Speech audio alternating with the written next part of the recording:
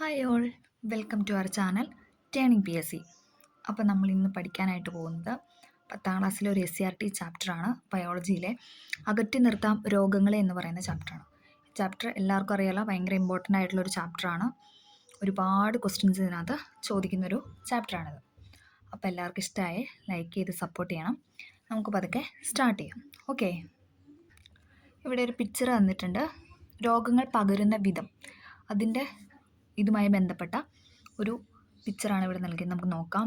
സ്പർശനം, മലിനമായ ആഹാരവും ജലവും, ചുമ, തുമ്മൽ, അണുവിമുക്തമാകാത്ത ഉപകരണങ്ങൾ, വാഹകരായ ജന്തുക്കൾ, വസ്ത്രം എന്നിവയിലൂടെയൊക്കെയാണ് രോഗങ്ങൾ പകരുന്നത്. നമുക്കറിയാം അല്ലേ, സ്പർശനം, മലിനമായ ആഹാരം, ജലം, ചുമ, തുമ്മൽ, അണുവിമുക്തമാകാത്ത ഉപകരണങ്ങൾ, വാഹകരായ ജന്തുക്കൾ, വസ്ത്രം എന്നിവയിലൂടെയൊക്കെയാണ് എന്ത് പകരുന്നത്? ഓരോരോ അസുഖങ്ങൾ പകരുന്നത് അല്ലേ, ഓരോരോ രോഗങ്ങൾ പകരുന്നത്.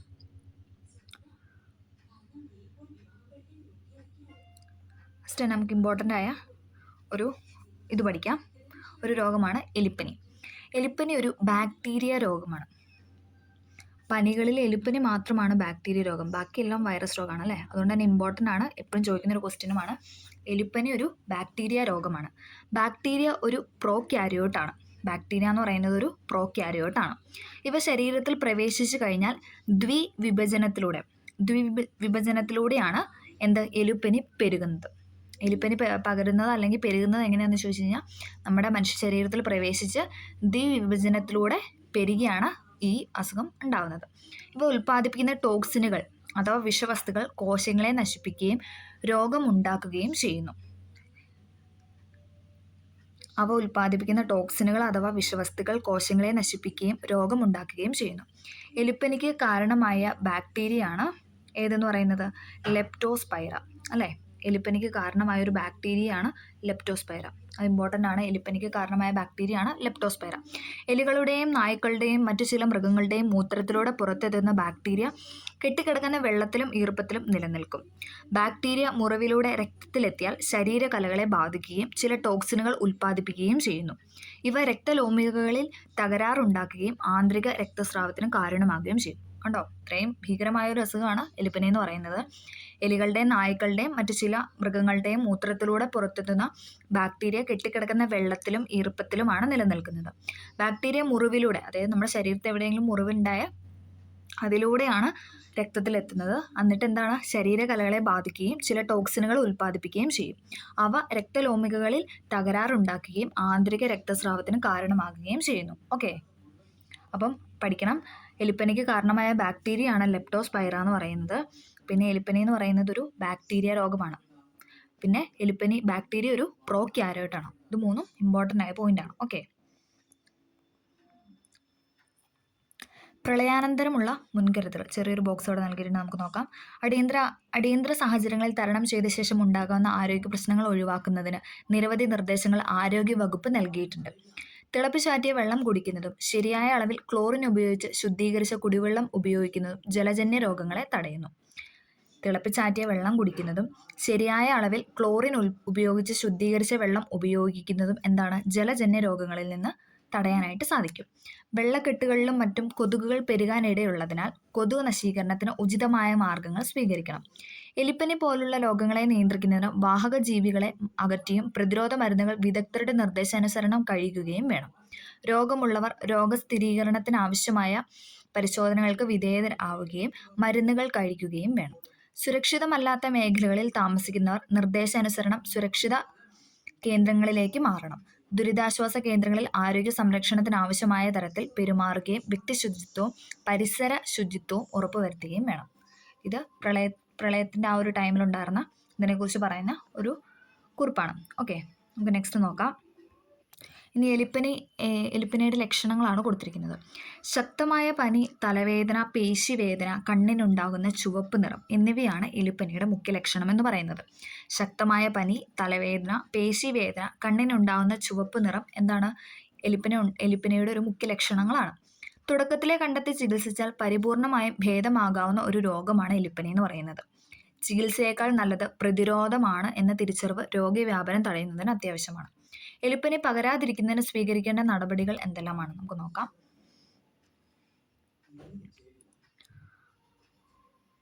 തിളപ്പിച്ചാറ്റിയ വെള്ളം കുടിക്കാൻ നമ്മൾ പറഞ്ഞല്ലോ, അതൊക്കെ അങ്ങനെ ആ ഒരു രീതി. അതേപോലെ കറക്റ്റായിട്ട് മരുന്ന് കഴിക്കുക, പ്രതിരോധമാണ് ഇതിന് ഏറ്റവും മുഖ്യമായ ഘടകം. ഓക്കെ, അടുത്തതാണ് ഡിഫ്തീരിയ. ചുമ, തുമ്മൽ എന്നിവയിലൂടെയും രോഗബാധിതരിൽ നിന്ന് മറ്റൊരാളിലേക്ക് നേരിട്ടും പകരുന്ന രോഗമാണ് ഡിഫ്തീരിയ. ചുമ, തുമ്മൽ എന്നിവയിലൂടെയും രോഗബാധിതരിൽ നിന്ന് മറ്റൊരാളിലേക്ക് നേരിട്ടും പകരുന്ന രോഗമാണ് ഡിഫ്തീരിയ അഥവാ തൊണ്ടമുള്ള്. ഡിഫ്തീരിയയുടെ മലയാളമാണ് തൊണ്ടമുള്ള്. ഓക്കെ, ഡിഫ്തീരിയയുമായി ബന്ധപ്പെട്ട വിവരണവും ചിത്രവും വിശകലനം ചെയ്ത് രോഗകാരി, ലക്ഷണം, ചികിത്സ എന്നിവ ഉൾപ്പെടുത്തി പട്ടിക തയ്യാറാക്കാം. ഇവിടെ കൊടുത്തിരിക്കുന്ന ഇവിടെ പിക്ചർ കൊടുത്തിട്ടുണ്ട്, കാണാമെന്ന് പ്രതീക്ഷിക്കുന്നു. ഡിഫ്തീരിയ ബാക്ടീരിയ രൂപപ്പെടുത്തുന്ന തൊണ്ടയിലെ ആവരണം, ഇതുണ്ടാവും. ഓക്കെ, മൂക്ക്, തൊണ്ട എന്നിവിടങ്ങളിലെ ശ്ലേഷ്മ സ്തരത്തെ ബാധിക്കുന്ന ഒരു രോഗമാണ് എന്തെന്ന് പറയുന്നത് ഡിഫ്തീരിയ. നമ്മുടെ മൂക്ക്, തൊണ്ട എന്നിവിടങ്ങളിലെ ശ്ലേഷ്മ സ്തരത്തെ ബാധിക്കുന്ന ഒരു രോഗമാണ് എന്തെന്ന് പറയുന്നത് ഡിഫ്തീരിയ. കോറിനി ബാക്ടീരിയം ഡിഫ്തീരിയ എന്നാണ് രോഗകാരിയുടെ പേര്, അത് പഠിക്കണം.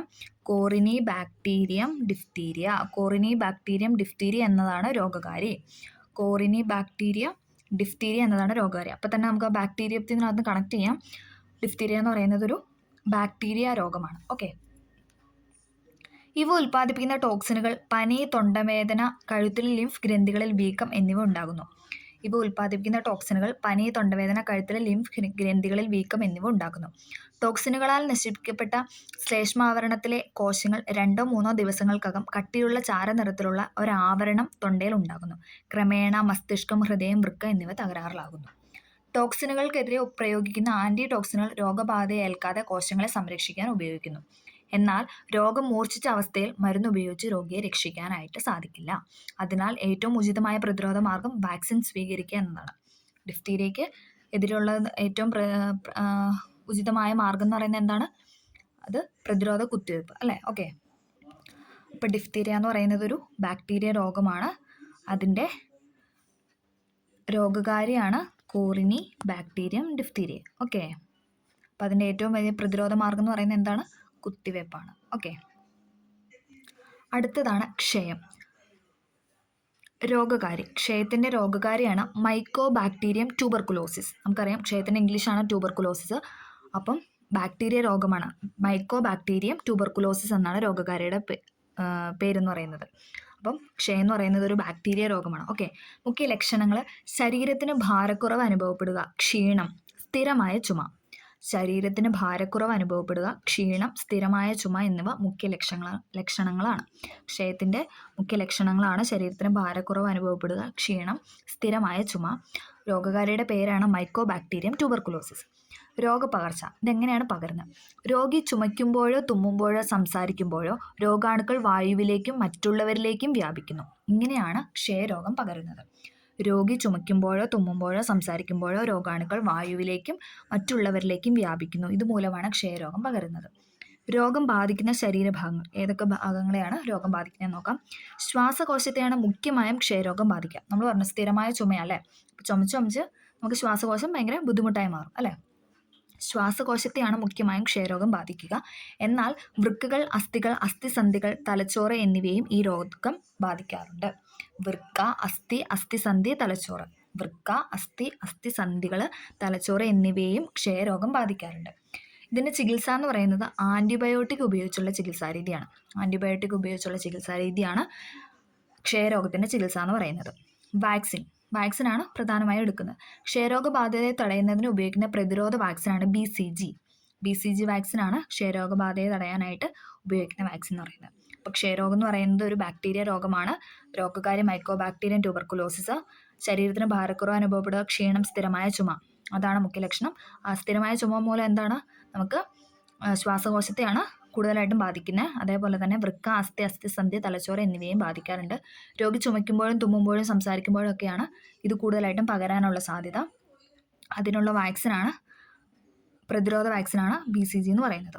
അപ്പോൾ നമ്മൾ കുറച്ച് ബാക്ടീരിയ രോഗമാണ് പഠിച്ചത്. നമുക്ക് കുറച്ച് വൈറസ് രോഗം പഠിക്കാം. വൈറസ് എന്താണെന്ന് ആദ്യം നോക്കാം. പ്രോട്ടീൻ ആവരണത്തിനുള്ളിൽ DNA അല്ലെങ്കിൽ RNA തന്മാത്രകളെ ഉൾക്കൊള്ളുന്ന ലഘുഘടനയാണ് വൈറസ്. പ്രോട്ടീൻ ആവരണത്തിനുള്ളിൽ DNA അല്ലെങ്കിൽ RNA തന്മാത്രകളെ ഉൾക്കൊള്ളുന്ന ലഘുഘടനയാണ് ആർക്കുള്ളത്? വൈറസിനുള്ളത്. സാധാരണ ജീവകോശങ്ങളിലുള്ള കോശാംഗങ്ങൾ വൈറസുകളിലില്ല. നോർമലായിട്ടുള്ള ജീവകോശങ്ങളൊന്നും എവിടെയില്ല? വൈറസുകളിലില്ല. ആതിഥേയ കോശങ്ങളുടെ ജനിതക സംവിധാനത്തെ ഉപയോഗപ്പെടുത്തിയാണ് വൈറസുകൾ പെരുകുന്നത്. അതായത് ആരുടെ ശരീരത്തിലാണോ കയറുന്നത് അവരുടെ ജനിതക സംവിധാനത്തെ ഉപയോഗപ്പെടുത്തിയിട്ടാണ് ആര് പെരുകുന്നതെന്ന് പറയുന്നത്, വൈറസുകൾ പെരുകുന്നത്. മനുഷ്യരെ മാത്രമല്ല സസ്യങ്ങളെയും മറ്റു ജന്തുക്കളെയും ബാക്ടീരിയ പോലുള്ള സൂക്ഷ്മ ജീവികളെ പോലും വൈറസുകൾ ബാധിക്കാറുണ്ട്.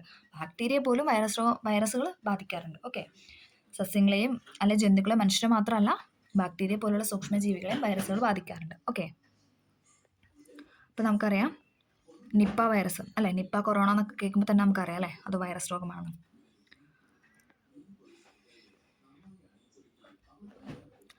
നിപ്പ വൈറസ് വാഹകരായ പഴം ഭക്ഷിക്കുന്ന വവ്വാലുകൾ ഭക്ഷിച്ച പഴങ്ങളുടെ അവശിഷ്ടങ്ങൾ ആരൊക്കെ കഴിച്ചു? പന്നി കഴിച്ചു. അതേപോലെ തന്നെ മനുഷ്യർ അല്ലേ, വവ്വാലിൻ്റെ ഉമിനീര്, മൂത്രം എന്നിവരോട് പകർന്നു, അത് മനുഷ്യൻ കഴിച്ചു. അങ്ങനെയാണ് ശരീരത്തിൽ നിപ്പ വൈറസുകൾ ഉണ്ടാകുന്നത് അല്ലേ. Okay,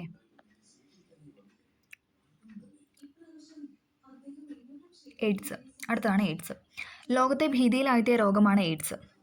acquired immunodeficiency syndrome. എയ്ഡ്സിൻ്റെ ഫുൾ ഫോമാണ് അക്വയർഡ് ഇമ്മ്യൂണോ ഡെഫിഷ്യൻസി സിൻഡ്രോം. ശരീരത്തിന് രോഗപ്രതിരോധ ശേഷി നൽകുന്ന ലിംഫോസൈറ്റുകളുടെ ജനിതക സംവിധാനം ഉപയോഗിച്ച് എയ്ഡ്സിന് കാരണമായ വൈറസ് അഥവാ HIV human immunodeficiency virus പെരുകുന്നു. അതായത് ശരീരത്തിന് രോഗപ്രതിരോധ ശേഷി നൽകുന്ന ലിംഫോസൈറ്റുകളാണ്. ആ ലിംഫോസൈറ്റുകളുടെ ജനിതക സംവിധാനം ഉപയോഗിച്ചാണ് എയ്ഡ്സിന് കാരണമായ വൈറസ് ഉണ്ടാകുന്നത്. അതായത് HIV വൈറസ്. എയ്ഡ്സിൻ്റെ വൈറസിൻ്റെ പേരാണ് HIV ഹ്യൂമൻ ഇമ്മ്യൂണോ ഡെഫിഷ്യൻസി. നമുക്കറിയാം ഇമ്മ്യൂണോ ഡെഫിഷ്യൻസി എന്ന് പറയുമ്പോൾ തന്നെ നമ്മുടെ പ്രതിരോധ ശേഷിയാണ് എയ്ഡ്സ് ബാധിക്കുന്നത് അല്ലേ. തന്മൂലം ലിംഫോസൈറ്റുകളുടെ എണ്ണം ഗണ്യമായി കുറയുന്നു. ശരീരത്തിൻ്റെ രോഗപ്രതിരോധ ശേഷി തകരാറിലാകുന്നു. ഈ സന്ദർഭത്തിൽ ശരീരത്തെ ബാധിക്കുന്ന വിവിധ രോഗാണുക്കളാണ് എയ്ഡ്സ് എന്ന അവസ്ഥയെ മാരകമാക്കുന്നത്.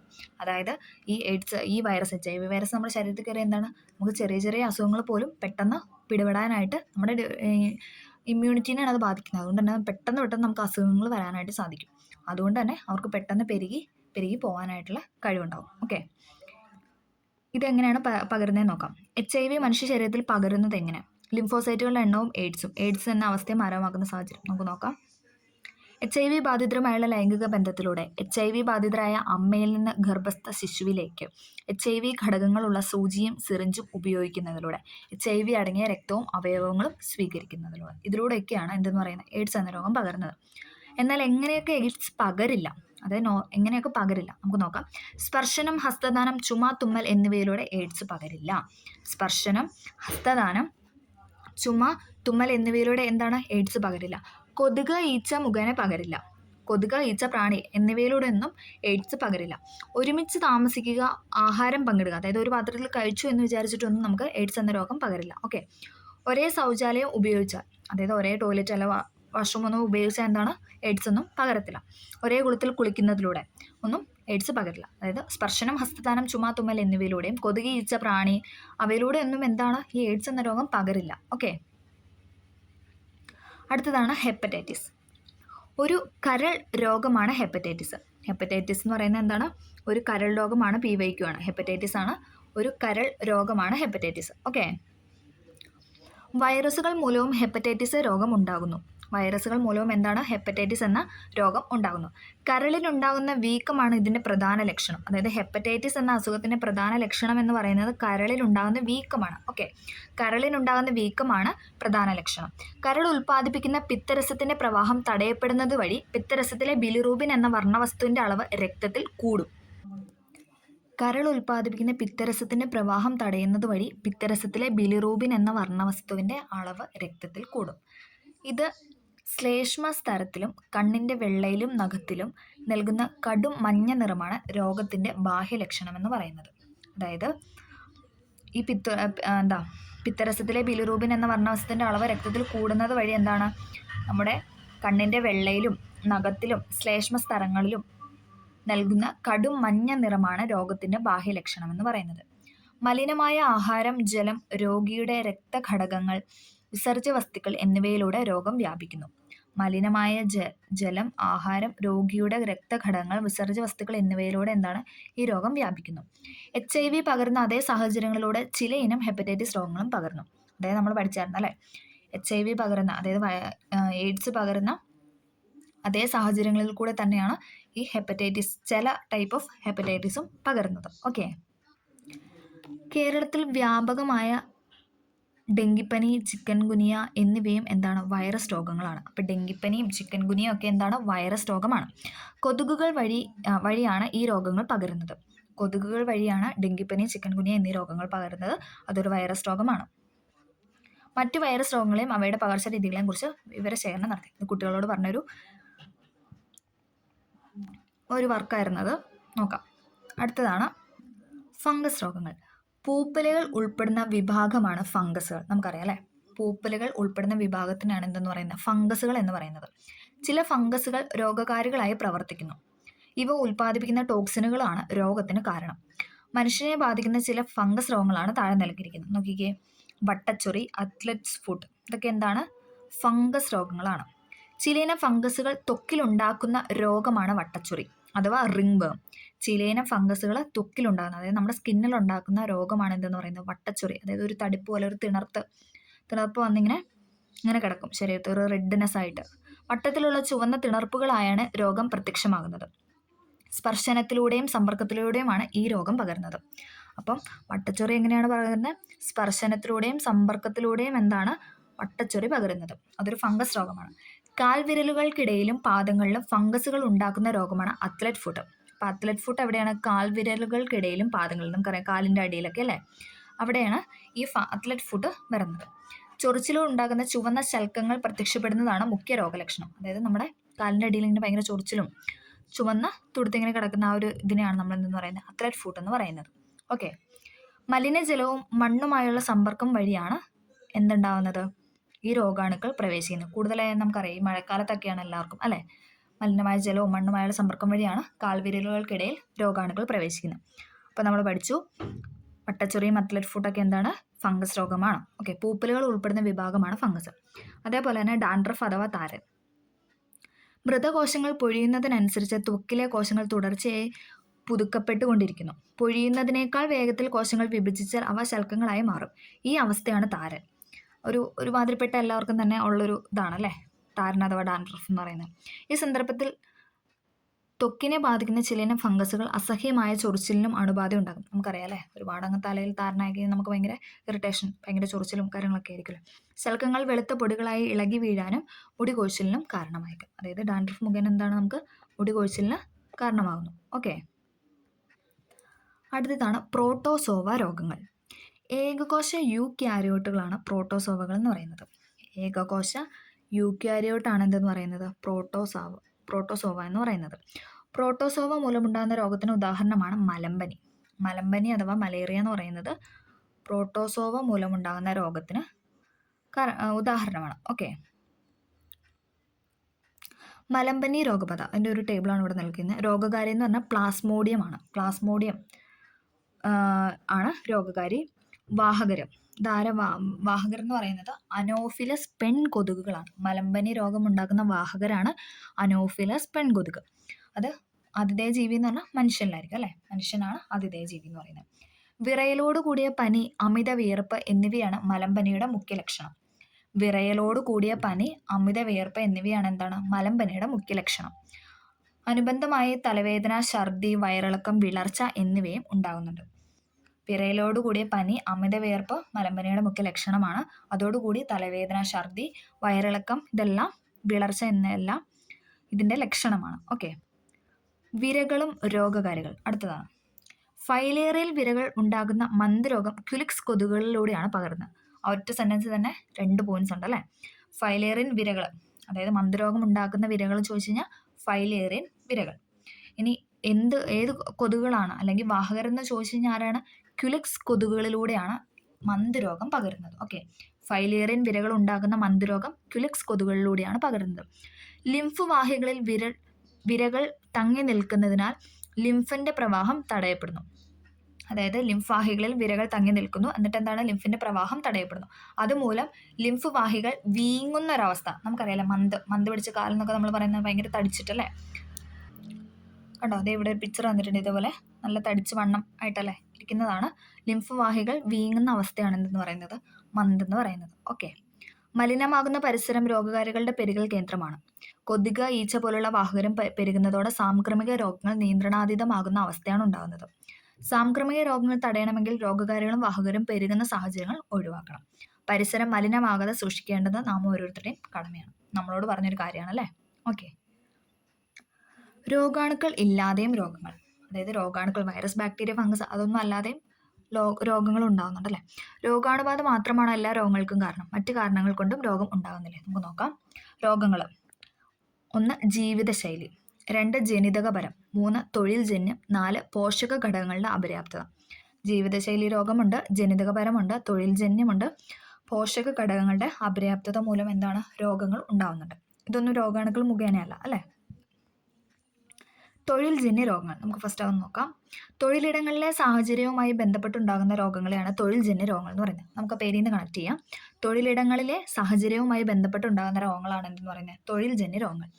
കൽക്കരി ഖനികളിലെ തൊഴിലാളികൾക്കുണ്ടാകുന്ന ന്യൂമോകോണിയോസിസ്, സ്വർണം, ടിന്ന്, മൈക്ക ഖനികളിലെ തൊഴിലാളികൾക്കും ക്വാറി, മൺപാത്ര നിർമ്മാണം, സിറാമിക്സ് എന്നിവയുമായി ബന്ധപ്പെട്ട ജോലികൾ ചെയ്യുന്നവർക്കും ഉണ്ടാകുന്ന സിലിക്കോസിസ്. ഒരുപാട് പോയിന്റ്സ് ഉണ്ടല്ലോ അതിനകത്ത്. ഓക്കെ, നമുക്ക് നോക്കാം. കൽക്കരി ഖനികളിലെ തൊഴിലാളികൾക്കുണ്ടാകുന്ന ന്യൂമോകോണിയോസിസ്, അതായത് കൽക്കരി ഖനികളിലെ തൊഴിലാളികൾക്കുണ്ടാകുന്ന ന്യൂമോകോണിയോസിസ് ഒന്നാമത്തെ പോയിന്റ്. അടുത്തത് സ്വർണം, ടിന്ന്, മൈക്ക ഖനികൾ, സ്വർണം, ടിന്ന്, മൈക്ക ഖനികളിലെ തൊഴിലാളികൾക്കും ക്വാറി, മൺപാത്ര നിർമ്മാണം, സിറാമിക്സ് എന്നിവയുമായി ജോലി ചെയ്യുന്നവർക്കും ഉണ്ടാകുന്ന എന്താണ് സിലിക്കോസിസ്. ഓക്കെ, അപ്പം സ്വർണം, ടിന്ന്, മൈക്ക, അതേപോലെ തന്നെ ക്വാറി, മൺപാത്ര നിർമ്മാണം, സിറാമിക്സ് എന്നിവയുമായി ബന്ധപ്പെട്ട് ജോലി ചെയ്യുന്നവർക്ക് എന്താണ് സിലിക്കോസിസ് എന്ന അസുഖമാണ് ഉണ്ടാകുന്നത്. അതേസമയം കൽക്കരി ഖനികൾക്ക് തൊഴിലാളികൾക്ക് ഉണ്ടാകുന്ന എന്താണ് ന്യൂമോകോണിയോസിസ്. ഓക്കെ, അടുത്ത പോയിന്റ് ആസ്ബറ്റോസ് ഫാക്ടറികളിലെ തൊഴിലാളികൾക്കുണ്ടാകുന്ന ആസ്ബറ്റോസിസ്. നമുക്ക് അതിൽ നിന്ന് കണക്ട് ചെയ്യാം അല്ലേ? ആസ്ബറ്റോസ് ഫാക്ടറികളിലെ തൊഴിലാളികൾക്കുണ്ടാകുന്ന ആസ്ബറ്റോസിസ് തുടങ്ങിയവ തൊഴിൽജന്യ രോഗങ്ങൾക്ക് ഉദാഹരണമാണ്. ഈ ടേബിൾ ഭയങ്കര ഇമ്പോർട്ടൻ്റ് ആണ്, PYQ ആണ്, ഒരുപാട് ക്വസ്റ്റ്യൻ ഇതിനകത്ത് വന്നിട്ടുണ്ട്. ഓക്കെ, ഒന്നും കൂടെ നമുക്ക് നോക്കാം. തൊഴിലിടങ്ങളിലെ സാഹചര്യവുമായി ബന്ധപ്പെട്ടുണ്ടാകുന്ന രോഗങ്ങളാണ് എന്തെന്ന് പറയുന്നത് തൊഴിൽജന്യ രോഗങ്ങൾ. കൽക്കരി ഖനികളിലെ തൊഴിലാളികൾക്കുണ്ടാകുന്ന ന്യൂമോകോണിയോസിസ്, സ്വർണം, ടിന്ന്, മൈക്ക ഖനികളിലെ തൊഴിലാളികൾക്കും ക്വാറി, മൺപാത്ര നിർമ്മാണം, സിറാമിക്സ് എന്നിവയുമായി ബന്ധപ്പെട്ട ജോലികൾ ചെയ്യുന്നവർക്കുണ്ടാകുന്ന എന്താണ് സിലിക്കോസിസ്. ആസ്ബറ്റോസ് ഫാക്ടറികളിലെ തൊഴിലാളികൾക്കുണ്ടാകുന്നത് ആസ്ബറ്റോസിസ് തുടങ്ങിയവ തൊഴിൽജന്യ രോഗങ്ങൾക്ക് ഉദാഹരണമാണ്. ഓക്കെ, എല്ലാവർക്കും ക്ലിയർ ആയെന്ന് പ്രതീക്ഷിക്കുന്നു. അടുത്ത ജനിതക രോഗങ്ങൾ.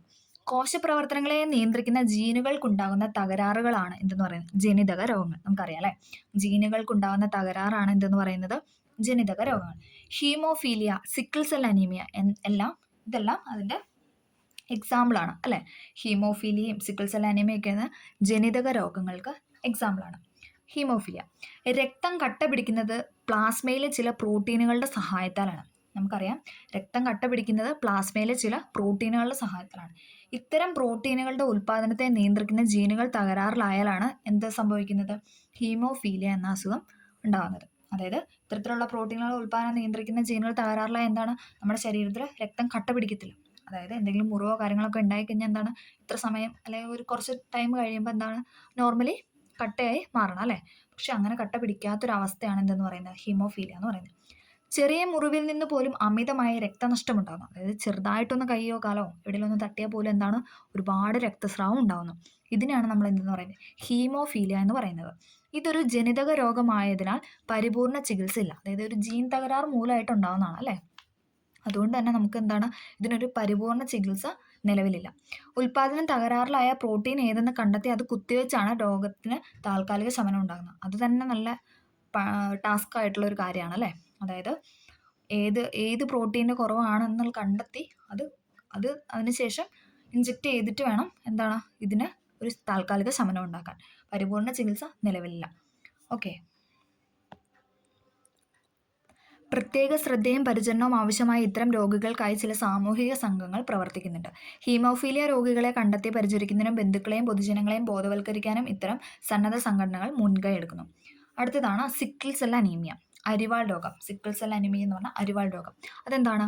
ജീനുകളിലെ വൈകല്യം രക്തത്തിലെ ഹീമോഗ്ലോബിൻ്റെ നിർമ്മാണ ഘടകങ്ങളായ അമിനോ ആസിഡുകളുടെ ക്രമീകരണത്തിലും വൈകല്യം വരുത്താം. ജീനുകളുടെ വൈകല്യം രക്തത്തിലെ ഹീമോഗ്ലോബിൻ്റെ നിർമ്മാണ ഘടകങ്ങളായ അമിനോ ആസിഡുകളുടെ ക്രമീകരണത്തിലും വൈകല്യം വരുത്താം. തൽഫലമായി ഹീമോഗ്ലോബിൻ്റെ ഘടനയിലും മാറ്റമുണ്ടാവുകയും ഓക്സിജൻ സംഭരണശേഷി കുറയുകയും ചെയ്തു. സിക്കിൾ സെൽ അനീമിയ രോഗികളിലെ അരുണ രക്താണുക്കൾക്ക് സംഭവിക്കുന്ന മാറ്റമാണ് കൊടുത്തിരിക്കുന്നത്. ഉണ്ടോ? ഇതാണ് നോർമലുള്ള ബ്ലഡ് എന്ന് പറയുന്നത്. പക്ഷെ നോക്കിക്കേ, അരിവാള് പോലെ ആ ബ്ലഡ് സെല്ല് വളഞ്ഞു മാറുന്ന ഒരു അവസ്ഥയാണ് എന്തെന്ന് പറയുന്നത്, സിക്കിൾ സെൽ അനീമിയ എന്ന് പറയുന്നത്. ഓക്കെ, അതിൻ്റെ പിക്ചറാണ് കൊടുത്തിരിക്കുന്നത്, എല്ലാവർക്കും കാണാമെന്ന് പ്രതീക്ഷിക്കുന്നു. ഓക്കെ, അരുണ രക്താണുക്കളുടെ ഓക്സിജൻ വാഹക ശേഷി കുറയുന്നു. അരിവാൾ രൂപത്തിലായ രക്തകോശങ്ങൾ രക്തക്കുഴലുകളിൽ തങ്ങി നിന്ന് രക്തപ്രവാഹം തടസ്സപ്പെടുന്നു. അതായത് നമ്മുടെ ശരീരത്തിലൂടെ ബ്ലഡ് ഒഴുകാതെ ആ ഫ്ലോ അങ്ങ് നഷ്ടപ്പെട്ടു പോകുന്ന ഒരു, എന്നിട്ട് വളഞ്ഞ് അരിവാൾ പോലെ ആ ബ്ലഡ് സെൽ എന്താണ്, അരിവാൾ പോലെ റെഡ് ബ്ലഡ് സെൽസ് ആണ്, അത് അരിവാൾ പോലെ വളഞ്ഞു പോകുന്ന ഒരു അവസ്ഥയാണ് എന്തെന്ന് പറയുന്നത്, സിക്കിൾ സെൽ അനീമിയ എന്ന് പറയുന്നത്. ഓക്കെ, ഹീമോഫീലിയ രോഗിക്ക് ചെറിയ മുറിവിൽ നിന്ന് പോലും അമിത രക്തം ഉണ്ടാകുന്നു, നമ്മൾ പഠിച്ചല്ലേ. അടുത്ത പോയിന്റാണ് ക്യാൻസർ. അനിയന്ത്രിതമായ കോശവിഭജനം വഴി കോശങ്ങൾ പെരുകി ഇതര കലകളിലേക്ക് വ്യാപിക്കുന്ന അവസ്ഥയാണ് എന്തെന്ന് പറയുന്നത്, ക്യാൻസർ. ഇമ്പോർട്ടൻ്റ് ആണ്, PYQ. അനിയന്ത്രിതമായ, അതായത് ഒരു സെല്ല് തന്നെ ഒരുപാടങ്ങ് വിഭജിച്ച് പോയി പെരുകി പോയി ഇതര കലകളിലേക്ക് വ്യാപിക്കുന്നു. അതിനെയാണ് നമ്മൾ എന്തെന്ന് പറയുന്നത്, ക്യാൻസർ എന്ന് പറയുന്നത്. കോശവിഭജന പ്രക്രിയയിലെ നിയന്ത്രണ സംവിധാനങ്ങൾ തകരാറിലാകുന്നതോടെയാണ് സാധാരണ കോശങ്ങൾ ക്യാൻസർ കോശങ്ങളായി മാറുന്നത്. നമ്മുടെ എല്ലാവരുടെ ശരീരത്തിൽ എന്താണ് കോശം അല്ലേ, കോശങ്ങൾ ചേർന്നിട്ടാണ് നമ്മുടെ ശരീരം എന്ന് പറയുന്നത്. പക്ഷെ ആ കോശങ്ങൾ ഒരു പരിധി വിട്ടത് കോശവിഭജനം നടക്കുന്നു. അതുമൂലം എന്താണ്, ആ നോർമലായിട്ടുള്ള നമ്മുടെ കോശം എന്ന് പറയുന്നത് ക്യാൻസർ കോശമായിട്ട് മാറുകയാണ്. പരിസ്ഥിതി ഘടകങ്ങൾ, പുകവലി, വികിരണം, വൈറസ്, പാരമ്പര്യ ഘടകങ്ങൾ തുടങ്ങിയവ ഇതിന് കാരണമാകുന്നു. പരിസ്ഥിതി ഘടകങ്ങൾ, പുകവലി, വികിരണം അഥവാ റേഡിയേഷൻ, വൈറസ്, പാരമ്പര്യ ഘടകങ്ങൾ തുടങ്ങിയവ എന്തിന് കാരണമാകുന്നു, ക്യാൻസർ കാരണമാകുന്നു. ഓക്കെ, രക്തം, ലിംഫ് എന്നീ ശരീരദ്രവങ്ങളിലൂടെ ക്യാൻസർ കോശങ്ങൾ മറ്റു ഭാഗങ്ങളിലേക്ക് വ്യാപിച്ച രോഗാവസ്ഥ സങ്കീർണമാകുന്നു. അതായത് രക്തം, ബ്ലഡ് നമ്മുടെ ശരീരം മുഴുവൻ ബ്ലഡ് ഫ്ലോ ചെയ്തുകൊണ്ടിരിക്കുകയല്ലേ, ബ്ലഡിലൂടെയും ലിംഫ് വാഹകരിലൂടെയും ഒക്കെയാണ് എന്താണ് ക്യാൻസർ കോശങ്ങൾ മറ്റു ഭാഗങ്ങളിലേക്ക് വ്യാപിക്കുന്നു. താഴെ ഒരു പിക്ചർ നൽകിയിട്ടുണ്ട്. നോർമലായിട്ടുള്ള കോശങ്ങൾ അത് വിഭജിച്ച് വലിയ ക്യാൻസർ കോശങ്ങളായിട്ട് മാറുന്നു, കണ്ടോ. ഓക്കെ, ക്യാൻസറും കേരളവും. ഇവിടെ ഒരു ചെറിയ കട്ടിങ് കൊടുത്തിട്ട് നമുക്ക് നോക്കാം. 50,000-ൽ പരം പുതിയ ക്യാൻസർ രോഗികൾ പ്രതിവർഷം കേരളത്തിൽ ഉണ്ടാകുന്നു എന്നും 20% ക്യാൻസറുകൾ ചില ആഹാര ഘടകങ്ങൾ മൂലമാണെന്നും തിരുവനന്തപുരം റീജിയണൽ ക്യാൻസർ സെന്ററിലെ പഠനങ്ങൾ തെളിയിക്കുന്നു. പുരുഷന്മാരിൽ 50% ക്യാൻസറുകളും വായ, തൊണ്ട, ശ്വാസകോശങ്ങൾ എന്നിവയുമായി ബന്ധപ്പെട്ടിരുന്നു. അപ്പോൾ നമുക്ക് മനസ്സിലാവും അല്ലേ, പുകവലി നമുക്ക് കണക്ട് ചെയ്യാം അല്ലേ. പുരുഷന്മാരിൽ 50% എന്താണ്, വായ, തൊണ്ട, ശ്വാസകോശം എന്നിവയിലാണ് ഉണ്ടാകുന്നത്. പുകവലിയും മദ്യപാനവുമാണ് ഇതിന് പ്രധാന കാരണമായി കണ്ടെത്തിയിട്ടുള്ളത്. രോഗികളുടെ നിരക്ക് കൂടുന്നുണ്ടെങ്കിലും രോഗമുക്തി നേടുന്നവരുടെ എണ്ണവും കൂടി വരുന്നുണ്ട്. ക്യാൻസർ ജനിതക രോഗമാണെന്നെങ്കിലും പാരമ്പര്യ രോഗമായി പരിഗണിക്കുന്നില്ല. ക്യാൻസർ എന്ന് പറയുന്ന ഒരു ജനിതക രോഗമാണ്, പക്ഷെ നമ്മളതൊരു പാരമ്പര്യ രോഗമായിട്ട് പരിഗണിക്കുന്നില്ല. ഓക്കെ, ശസ്ത്രക്രിയ, രാസചികിത്സ, വികിരണ ചികിത്സ എന്നിവയെല്ലാം ഇന്ന് ക്യാൻസർ ചികിത്സയ്ക്കായി പ്രയോജനപ്പെടുത്താറുണ്ട്. രോഗം മൂർച്ഛിച്ച അവസ്ഥയിൽ രോഗമുക്തി പ്രയാസകരമായതിനാൽ ഏറ്റവും നേരത്തെ രോഗബാധ തിരിച്ചറിയുക എന്നതാണ് ക്യാൻസർ ചികിത്സയിൽ നിർണായകമായത്. അതായത് രോഗം മൂർച്ഛിച്ച് അതിൻ്റെ അങ്ങേയറ്റം എത്തിക്കഴിഞ്ഞാൽ പിന്നെ നമുക്ക് അതിനകത്തുനിന്ന് അല്ലേ കരകയറാനായിട്ട് സാധിക്കില്ല. അപ്പം രോഗം മൂർച്ഛിച്ച അവസ്ഥയിൽ രോഗമുക്തി പ്രയാസകരമായതിനാൽ ഏറ്റവും നേരത്തെ നമ്മൾ എന്താണ് ഈ ക്യാൻസർ രോഗം കണ്ടുപിടിക്കുന്നതാണ് നമുക്ക് പെട്ടെന്ന് അത് സുഖപ്പെടാനുള്ള ഒരു കാരണം എന്ന് പറയുന്നത്. അധിക വിവര ശേഖരണം നടത്തിയും ക്യാൻസർ വിദഗ്ധരുമായി ചർച്ച ചെയ്തും ഈ രോഗത്തെ ഒഴിവാക്കുന്നതിന് സഹായമായ ജീവിതശൈലിയും ആഹാരരീതിയും എന്തെല്ലാമാണെന്ന് കണ്ടെത്താം. ഓക്കെ, അടുത്തത് നമുക്ക് നോക്കാം. ജീവിതശൈലി രോഗങ്ങൾ ഇമ്പോർട്ടൻ്റ് ആണ്, ഈ ടേബിളും ഇമ്പോർട്ടൻ്റ് ആണ്. അനാരോഗ്യകരമായ ജീവിതരീതി ക്ഷണിച്ചു വരുത്തുന്ന രോഗങ്ങളാണ് ജീവിതശൈലി രോഗങ്ങൾ. ഭക്ഷണശീലത്തിൽ വന്ന മാറ്റങ്ങൾ, വ്യായാമ ഇല്ലായ്മ, മാനസിക സംഘർഷം, മദ്യപാനം, പുകവലി, മയക്കുമരുന്നിൻ്റെ ഉപയോഗം ഇവയെല്ലാം ജീവിതശൈലി രോഗങ്ങൾക്ക് കാരണമാകുന്നു. ഓക്കെ, ഭക്ഷണശീലത്തിൽ വന്ന മാറ്റങ്ങൾ, വ്യായാമമില്ലായ്മ, മാനസിക സംഘർഷം, മദ്യപാനം, പുകവലി, മയക്കുമരുന്നിൻ്റെ ഉപയോഗം ഇതെല്ലാം കൊണ്ടാണ് എന്താണ് ജീവിതശൈലി രോഗങ്ങൾ ഉണ്ടാകുന്നത്. ഓക്കെ, നമുക്കറിയാവുന്ന കാര്യമാണല്ലോ അല്ലേ. നമുക്ക് നോക്കാം രോഗം കാരണം. ഫസ്റ്റ് തന്നെ പ്രമേഹം അഥവാ ഡയബറ്റീസ്. ഇൻസുലിൻ്റെ കുറവോ പ്രവർത്തന വൈകല്യമാണ് പ്രമേഹത്തിന് കാരണം. ഇൻസുലിൻ്റെ കുറവോ പ്രവർത്തന വൈകല്യവുമാണ് എന്തെന്ന് പറയുന്നത് പ്രമേഹത്തിന് കാരണം ആകുന്നത്. അടുത്തതാണ് ഫാറ്റി ലിവർ. കരളിൽ കൊഴുപ്പ് അടിഞ്ഞുകൂടുവാൻ ഇടയാകുന്നതാണ് ഫാറ്റി ലിവർ എന്ന രോഗത്തിന് കാരണം. കരളിൽ നമുക്ക് ലിവർ അല്ലേ കണക്ട് ചെയ്യാം. കരളിൽ കൊഴുപ്പ് ഫാറ്റി ലിവർ അത് വെച്ചിട്ട് കണക്ട് ചെയ്യാം. കരളിൽ കൊഴുപ്പ് അടിഞ്ഞുകൂടാൻ ഇടയാവുന്നതാണെന്ന് പറയുന്നത് ഫാറ്റി ലിവർ എന്ന് പറയുന്നത്. പിന്നെയാണ് പക്ഷാഘാതം. മസ്തിഷ്കത്തിലെ രക്തക്കുഴലുകൾ പൊട്ടുന്നത്, രക്തപ്രവാഹം തടസ്സപ്പെടുന്നത്, ഇതാണ് പക്ഷാഘാതത്തിന് കാരണം. മസ്തിഷ്കത്തിലെ രക്തക്കുഴലുകൾ പൊട്ടുന്നതും രക്തപ്രവാഹം തടസ്സപ്പെടുന്നതുമാണ് എന്തെന്ന് പറയുന്നത് പക്ഷാഘാതത്തിന് കാരണം. അമിത രക്തസമ്മർദ്ദം, ബ്ലഡ് പ്രഷർ അല്ലേ, ഹൈ ബ്ലഡ് പ്രഷർ. കൊഴുപ്പടിഞ്ഞ രക്തധമനികളുടെ വ്യാസം കുറയുന്നു. അതായത് നമ്മുടെ ബ്ലഡ് ഫ്ലോ ചെയ്യേണ്ട ധമനികളിലൊക്കെ എന്താണ്, ഫാറ്റ്, കൊഴുപ്പടിഞ്ഞു കൂടി. അപ്പോൾ എന്താണ്, നമുക്ക് ബ്ലഡിന് നോർമലായിട്ട് പോകുന്നത് പോലെ സ്പീഡിൽ ഫ്ലോ ചെയ്യാനായിട്ട് കഴിയുന്നില്ല. അപ്പോൾ കൊഴുപ്പടിഞ്ഞ രക്തധമനികളുടെ വ്യാസം കുറയുന്നു. അതുകൊണ്ട് തന്നെ ബ്ലഡിന് അകത്തോടെ പോകാനായിട്ട് കുറച്ച് പ്രഷർ കൊടുക്കേണ്ടി വരും അല്ലേ. അതാണ് അമിത രക്തസമ്മർദ്ദം എന്ന് പറയുന്നത്. പിന്നെയാണ് ഹൃദയാഘാതം അഥവാ ഹാർട്ട് അറ്റാക്ക്. ഹൃദയത്തിലേക്ക് രക്തം എത്തിക്കുന്ന കൊറോണറി ധമനികളിൽ കൊഴുപ്പടിഞ്ഞ രക്തപ്രവാഹം തടസ്സപ്പെടുന്നു. ഹൃദയത്തിലേക്ക് രക്തം എത്തിക്കുന്ന കൊറോണറി ധമനികളിൽ കൊഴുപ്പടിഞ്ഞ രക്തപ്രവാഹം തടസ്സപ്പെടുന്നതാണ് എന്തിന് കാരണം, ഹൃദയാഘാതത്തിന് കാരണം. അപ്പോൾ പ്രമേഹമാണ് ഇൻസുലിൻ്റെ കുറവ്, പ്രവർത്തന വൈകല്യം. ഫാറ്റി ലിവർ എന്ന് പറഞ്ഞു കഴിഞ്ഞാൽ കരളിൽ കൊഴുപ്പ് അടിഞ്ഞുകൂടുന്ന അവസ്ഥ. പക്ഷാഘാതം എന്ന് പറഞ്ഞാൽ മസ്തിഷ്കത്തിലെ രക്തക്കുഴൽ പൊട്ടുന്നത് അല്ലെ, ഹെമറേജ് പൊട്ടുന്ന അവസ്ഥ അല്ലെ, രക്തപ്രവാഹം തടസ്സപ്പെടുന്നു. അമിത രക്തസമ്മർദ്ദം എന്ന് പറഞ്ഞാൽ കൊഴുപ്പടിഞ്ഞ രക്തധമനികളുടെ വ്യാസം കുറയുന്നു. ഹൃദയാഘാതം, ഹൃദയത്തിലേക്ക് രക്തം എത്തിക്കുന്ന കൊറോണറി ധമനികളിൽ കൊഴുപ്പടിഞ്ഞ രക്തപ്രവാഹം തടസ്സപ്പെടുന്നു. ഓക്കെ, ക്ലിയർ ആയെന്ന് പ്രതീക്ഷിക്കുന്നു. പുകവലി മൂലമുണ്ടാകുന്ന ചില ആരോഗ്യ പ്രശ്നങ്ങൾ സൂചിപ്പിക്കുന്നു. ഇതും PYQ-ആണ്. പക്ഷാഘാതം, നിക്കോട്ടിനോട് വിധേയത്വം, ഇതെല്ലാമാണ് തലച്ചോറിനെ ബാധിക്കുന്നത് അല്ലേ. പക്ഷാഘാതം, നിക്കോട്ടിനോടുള്ള വിധേയത്വം, ഇതൊക്കെയാണ് നമ്മുടെ തലച്ചോറിനെ ബാധിക്കുന്നത്. അടുത്താണ് ശ്വാസകോശ ക്യാൻസർ. ലങ്സ് ആണ് കാണിച്ചിരിക്കുന്നത്. ബ്രോങ്കൈറ്റീസ്, എംഫിസിമ, ശ്വാസകോശ ക്യാൻസർ, ഇതെല്ലാം ശ്വാസകോശത്തെ ബാധിക്കുന്ന അസുഖമാണ്. ശ്വാസകോശ ക്യാൻസർ, ബ്രോങ്കൈറ്റീസ്, എംഫിസിമ, ഇതെല്ലാം ശ്വാസകോശത്തെ ബാധിക്കുന്നതാണ്. അടുത്താണ് ഹാർട്ട്. ഉയർന്ന രക്തസമ്മർദ്ദം, ധമനികളുടെ ഇലാസ്തികത നഷ്ടപ്പെടുന്നു, പ്രവർത്തനക്ഷമത കുറയുന്നു. ഇതെല്ലാമാണ് എന്തെന്ന് പറയുന്നത്, ജീവിതശൈലി രോഗങ്ങൾക്ക് ഉദാഹരണം എന്ന് പറയുന്നത്. ഓക്കെ, അതും ഇമ്പോർട്ടൻ്റ് ആയ പോയിന്റാണ്. അടുത്താണ് ജന്തുരോഗങ്ങൾ. മനുഷ്യർക്ക് മാത്രമല്ല ജന്തുക്കൾക്കും പലതരം രോഗങ്ങൾ ഉണ്ടാകാറുണ്ട്, നമുക്കറിയാം അല്ലേ. ആന്ത്രാക്സ്, അകിടുവീക്കം, ഇതെല്ലാം എന്താണ്, ബാക്ടീരിയ രോഗമാണ്, ഇമ്പോർട്ടൻ്റ് ആണ്. ആന്ത്രാക്സ്, അകിടുവീക്കം എന്ന് പറയുന്നത് എന്താണ്, ബാക്ടീരിയ രോഗമാണ് അല്ലേ. കുളമ്പ് രോഗം വൈറസ് രോഗമാണ്. കുളമ്പ് രോഗം എന്ന് പറയുന്നത് വൈറസ് രോഗമാണ്. ആന്ത്രാക്സ്, അകിടുവീക്കം എന്ന് പറയുന്നത് ബാക്ടീരിയ രോഗം. കുളമ്പ് രോഗം എന്ന് പറയുന്നത് വൈറസ് ആണ്. ഓക്കെ, അത് പഠിക്കണം. ആന്ത്രാക്സ്, അകിടുവീക്കം ബാക്ടീരിയ, കുളമ്പ് രോഗം വൈറസ്. ഇനി അതേപോലെ തന്നെ സസ്യങ്ങൾക്കും അസുഖങ്ങൾ അഥവാ രോഗങ്ങൾ ഉണ്ടാകാറുണ്ട് അല്ലേ. നമുക്ക് നോക്കാം. നെൽച്ചെടിയിലെ ബ്ലൈറ്റ് രോഗം, വഴുതനയിലെ വാട്ടരോഗം, ഇതെന്ന് പറയുന്നത് ബാക്ടീരിയ രോഗമാണ്. നെൽച്ചെടിയിലെ ബ്ലൈറ്റ് രോഗം, വഴുതനയിലെ വാട്ടരോഗം എന്ന് പറയുന്നത് ബാക്ടീരിയ രോഗമാണ്. പയറ്, മരച്ചീനി എന്നിവയിലെ മൊസൈക്ക് രോഗം, വാഴയിലെ കുറുനാമ്പ് രോഗം, വാഴയിലെ കുറുനാമ്പ് രോഗവും, പയറ്, മരച്ചീനി കപ്പ എന്നൊക്കെ പറയില്ലേ, മരച്ചീനി കപ്പ, പയറ്, മരച്ചീനി എന്നിവയിലെ മൊസൈക്ക് രോഗം എന്താണ്, വൈറസ് രോഗമാണ്. കുരുമുളകിൻ്റെ ദ്രുതവാട്ടം, തെങ്ങിൻ്റെ കൂമ്പുചീൽ, ഇതെന്താണ്, ഫംഗസ് രോഗമാണ്. കുരുമുളകിൻ്റെ ദ്രുതവാട്ടം, തെങ്ങിൻ്റെ കൂമ്പുചീൽ എന്താണ്, ഫംഗസ് രോഗമാണ്. ഇത് 3 ഇമ്പോർട്ടൻ്റ് ആണ്, PYQ-ആണ്. നെൽച്ചെടിയിലെ ബ്ലൈറ്റ് രോഗം, വഴുതനയിലെ വാട്ടരോഗം ബാക്ടീരിയ. നെൽച്ചെടിയിലെ ബ്ലൈറ്റ് രോഗം, വഴുതനയിലെ വാട്ടരോഗം എന്ന് പറയുന്നത് ബാക്ടീരിയ രോഗവും, പയറ്, മരച്ചീനി എന്നിവയിലെ മൊസൈക്ക് രോഗം, വാഴയിലെ കുറുനാമ്പ് രോഗം, ഇതൊക്കെ എന്താണ്, വൈറസ് രോഗമാണ്. പയറ്, മരച്ചീനി എന്നിവയിലെ മൊസൈക്ക് രോഗം, മൊസൈക്ക്, അപ്പോൾ അവിടെ ഒരു സൈ അല്ലേ, വൈറസ് വൈ, അപ്പോൾ നമുക്ക് ആ ഒരു കണക്ഷൻ കിട്ടുന്നുണ്ട്. മൊസൈക്ക് രോഗം എന്ന് പറയുന്നത് വൈറസ് രോഗമാണ്. വാഴയിലെ കുറുനാമ്പ് രോഗം, അപ്പോൾ വാ വെച്ചിട്ട് വൈറസ് കണക്ട് ചെയ്യുക. വാഴയിലെ കുറുനാമ്പ് രോഗം എന്താണ്, വൈറസ് രോഗമാണ്. അടുത്തത് കുരുമുളകിൻ്റെ ദ്രുതവാട്ടം, തെങ്ങിൻ്റെ കൂമ്പുചീൽ, ഇതെന്ന് പറയുന്ന ഫംഗസ് രോഗമാണ്. ഓക്കെ, കുരുമുളകിൻ്റെ ദ്രുതവാട്ടം, തെങ്ങിൻ്റെ കൂമ്പുചീൽ എന്താണ്, ഫംഗസ് രോഗമാണ്. ഓക്കെ, അപ്പോൾ അങ്ങനെ നമ്മുടെ ഈ ചാപ്റ്റർ തീർന്നിട്ടുണ്ട്. ഒരുപാട് പോയിന്റ്സ് ഉള്ള ചാപ്റ്ററാണിത്. എല്ലാ എക്സാമിനും വൈറസ് രോഗങ്ങൾ അല്ലെങ്കിൽ ബാക്ടീരിയ രോഗങ്ങൾ ഉറപ്പായിട്ടുള്ളൊരു ക്വസ്റ്റ്യൻ ഇതിനകത്ത് വരാറുണ്ട്. അതുകൊണ്ട് തന്നെ എല്ലാവരും അത് പഠിക്കുമെന്ന് പ്രതീക്ഷിക്കുന്നു. എല്ലാവർക്കും ഇത് ഉപകാരപ്പെട്ടു എന്ന് പ്രതീക്ഷിക്കുന്നു. ഇഷ്ടമായെങ്കിൽ ലൈക്ക് ചെയ്ത് സപ്പോർട്ട് ചെയ്യുക. Okay, thank